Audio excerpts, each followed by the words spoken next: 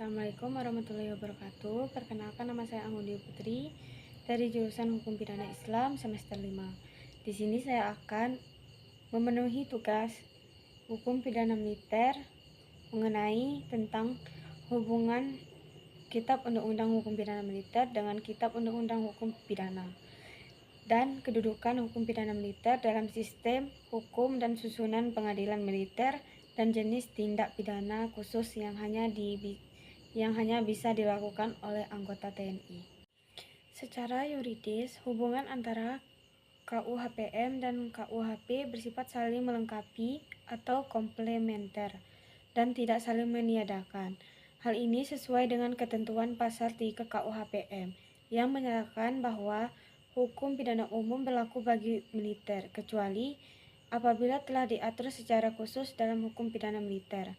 Artinya, anggota TNI yang melakukan tindak pidana umum seperti pencurian, penganiayaan, atau pembunuhan tetap dapat dijatuhi pidana berdasarkan KUHP, selama perbuatannya tidak memiliki dimensi kedinasan atau pelanggaran terhadap tata tertib militer. Dengan demikian, KUHPM tidak menggantikan KUHP, tetapi berperan memperkuat penerapan hukum pidana secara khusus dalam ranah militer. Hubungan substansi antara KUHPM dengan KUHP terletak pada substansi norma pidana yang diatur di dalamnya. KUHP mengatur tindak pidana umum seperti pencurian, pembunuhan, atau penggelapan. Sedangkan KUHPM mengatur tindak pidana hanya dapat dilakukan oleh militer seperti desersi, melawan atasan, dan penghinaan terhadap atasan. Namun, dalam praktiknya, seseorang anggota TNI dapat dikenai ketentuan KUHP apabila tindak pidana yang dilakukan tidak berkaitan langsung dengan pelaksanaan tugas militer. Hal ini menunjukkan bahwa KUHPM dan KUHP berjalan beriringan dalam penegakan hukum terhadap anggota TNI. Selain itu, hubungan substansi juga terlihat dari adanya asas hukum pidana umum yang tetap berlaku dalam KUHPM, seperti asas legalitas dan asas pertanggungjawaban pidana. Dari segi komplementer, KUHPM bersifat melengkapi dan memperluas ketentuan KUHP untuk mengakomodasi kebutuhan penegakan hukum dalam lingkungan militer. Hal ini penting karena kehidupan militer memiliki aturan dan nilai-nilai khusus, seperti hierarki, ketaatan terhadap perintah, serta tanggung jawab kolektif dalam operasi militer. KUHP tidak mengatur hal-hal tersebut secara spesifik, sehingga KUHPM berperan sebagai instrumen hukum tambahan untuk menjaga tata tertib dan disiplin militer. Dengan demikian, KUHPM menjadi hukum pidana khusus yang berlaku bagi militer, sedangkan KUHP menjadi hukum pidana umum yang berlaku bagi semua warga negara. Hubungan secara fungsional, KUHPM memiliki peran untuk menyesuaikan dan memperkuat penerapan hukum pidana dengan kebutuhan disiplin militer. Dalam kehidupan militer, pelanggaran kecil terhadap perintah atau tata tertib dapat berdampak besar terhadap keselamatan dan keberhasilan misi pertahanan. Oleh karena itu, hukum pidana militer dirancang untuk menegakkan kedisiplinan dan menjaga kehormatan prajurit, bukan semata-mata menghukum pelaku. Fungsi ini membedakan KUHPM dari KUHP yang lebih berorientasi pada pelindungan masyarakat umum dan penegakan keadilan sosial. Dari keseluruhan hubungan tersebut dapat disimpulkan bahwa KUHPM berposisi sebagai lex specialis derogat legi generali, yaitu hukum yang bersifat khusus mengesampingkan hukum yang bersifat umum. Prinsip ini berarti bahwa ketika terjadi benturan antara ketentuan dalam KUHPM dan KUHP, maka yang berlaku adalah KUHPM, selama pelanggaran tersebut menyangkut aspek kedinasan militer. Namun, jika pelanggaran dilakukan di luar konteks militer atau tidak memiliki unsur kedinasan, maka KUHP tetap menjadi dasar hukum yang digunakan. Dengan demikian, hubungan antara KUHP dan KUHPM mencerminkan adanya sistem hukum yang saling melengkapi, di mana keduanya bekerja sama untuk menjamin penegakan hukum yang adil, disiplin, dan profesional bagi anggota TNI. Berikutnya, kedudukan hukum pidana militer dalam sistem hukum Indonesia. Hukum pidana militer memiliki kedudukan yang setara namun bersifat khusus dalam sistem hukum nasional Indonesia. Artinya, hukum pidana militer bukan berada di luar sistem hukum nasional, melainkan menjadi subsistem dari hukum pidana nasional yang secara khusus diterapkan pada lingkungan militer. Keberadaannya berfungsi untuk menjaga keseimbangan antara kepentingan hukum umum dan kebutuhan disiplin militer. Dalam sistem hukum Indonesia yang bersifat terpadu, seluruh cabang hukum, termasuk hukum pidana militer, tunduk pada prinsip-prinsip hukum nasional yang bersumber pada Pancasila dan Undang-Undang Dasar Negara Republik Indonesia. Guna dan fungsi pengadilan militer di Indonesia. Hal ini diatur dalam Undang-Undang Nomor 31 Tahun 1997 tentang Peradilan Militer. Undang-undang ini menjadi dasar hukum utama bagi pelaksana kekuasaan kehakiman dan lingkungan militer. Keberadaan peradilan militer menunjukkan adanya sistem hukum yang menyesuaikan dengan karakteristik lembaga pertahanan negara, yaitu Tentara Nasional Indonesia atau TNI, yang memiliki kedisiplinan, struktur hierarkis, dan tanggung jawab khusus dalam menjaga kedaulatan negara. Dalam struktur sistem peradilan nasional, peradilan militer merupakan salah satu pelaksana kekuasaan kehakiman di bawah Mahkamah Agung. Hal ini menegaskan bahwa peradilan militer tidak berdiri sendiri, melainkan merupakan bagian dari sistem peradilan terpadu. Adapun susunan pengadilan militer berdasarkan Undang-Undang Nomor 31 Tahun 1997 terdiri atas beberapa tingkatan, yaitu 1. Pengadilan militer atau DIMIL. Pengadilan militer merupakan pengadilan tingkat pertama yang berwenang mengadili perkara pidana yang dilakukan oleh prajurit dengan pangkat kapten ke bawah, serta mereka yang dipersamakan dengan prajurit sesuai ketentuan hukum yang berlaku.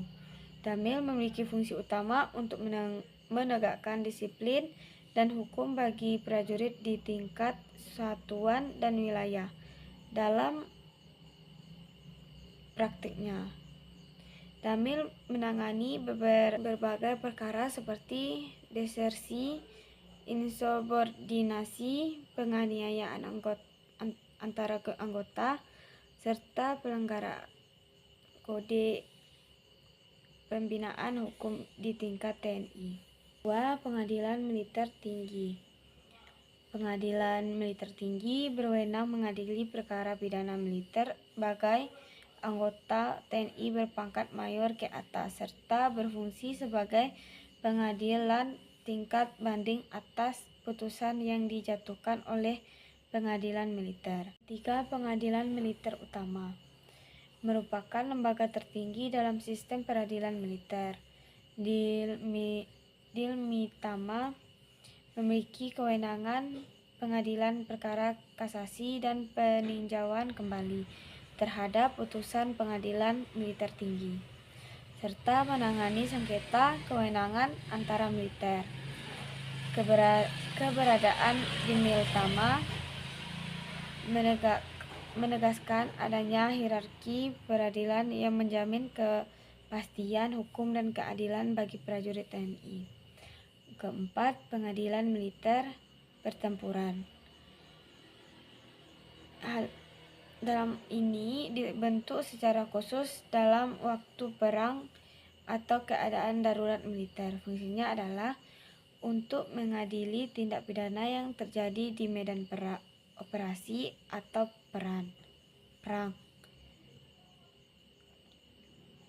Hal ini berperan penting dalam menjaga disiplin dan ketertiban di daerah operasi tempur, sekaligus memastikan bahwa setiap prajurit mematuhi hukum perang dan